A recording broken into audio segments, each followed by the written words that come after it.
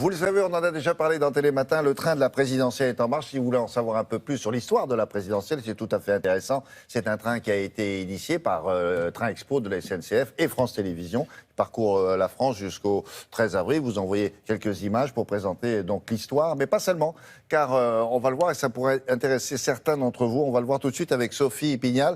C'est une des voitures qui s'intéresse aussi à l'emploi.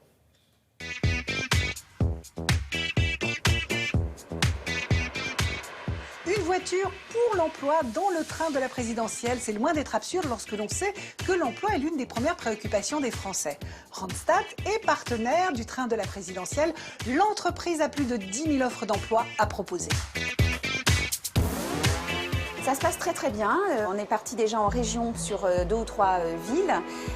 On a un accueil extrêmement positif du public qui est très intéressé à la fois par l'histoire de la présidentielle mais évidemment par le sujet de l'emploi. Je suis venu pour voir si d'éventuelles opportunités s'offraient à moi. Je cherche mon premier emploi, je suis jeune diplômé depuis le mois de novembre. Et vous cherchez un emploi dans quel secteur? Je cherche un emploi dans le domaine du management international. Vous voulez bien me donner votre CV, s'il vous plaît? Ceux qui cherchent de l'emploi sont les bienvenus dans notre wagon pour obtenir des conseils, mieux comprendre aussi où sont les besoins du marché de l'emploi peut-être même identifier des formations ou des compléments de formation à faire pour, je dirais, rendre leur parcours professionnel davantage correspondant aux besoins du marché de l'emploi et puis tout simplement vous laisser un CV. Le train de la présidentielle va traverser 31 villes. Et pour chacune des 31 villes traversées, la voiture emploi est en mesure de proposer un diagnostic économique précis et des emplois adaptés.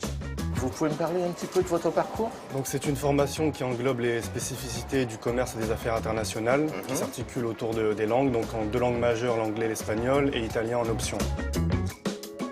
Sur l'Île-de-France aujourd'hui, ici à Paris, Gare du Nord, on a 1500 offres d'emploi pour toute l'Île-de-France à l'heure où je vous parle. On a des besoins très qualifiés, des ingénieurs par exemple. On a des besoins qualifiés sur le secteur bancaire par exemple, des gestionnaires de back-office, sur la comptabilité, gestionnaires de paye. On a également des besoins pour les pros de l'industrie, ça va être des carrossiers, des retoucheurs, des soudeurs. On a également d'autres besoins sur l'hôtellerie, la restauration.